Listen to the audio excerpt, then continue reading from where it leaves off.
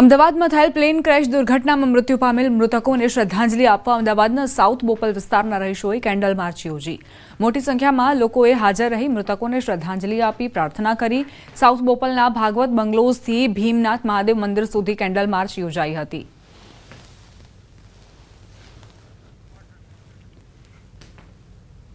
Plane ક્રેશની ઘટનાને લઈ પાટણ જિલ્લા અને શહેર કોંગ્રેસ દ્વારા પણ કેન્ડલ માર્ચનું આયોજન કરવામાં આવ્યું। શહેરના બગવાડા દરવાજા ખાતે કેન્ડલ માર્ચ યોજી પ્લેન ક્રેશમાં મૃત્યુ પામેલ મૃતકોને શ્રદ્ધાંજલિ આપી। વિમાન દુર્ઘટનામાં મૃત્યુ પામેલની આત્માને પ્રભુ શાંતિ અર્પે એવી પ્રાર્થના કરાઈ તેમજ તેમના પરિવારને ભગવાન દુઃખ સહન કરવાની શક્તિ આપે તેવી પ્રાર્થના કરી।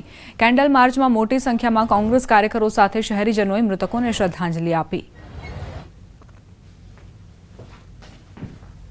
એ લોકોને શ્રદ્ધાંજલિ આપવા માટેનો કાર્યક્રમ કેન્ડલ માર્ચ રાખવામાં આવી।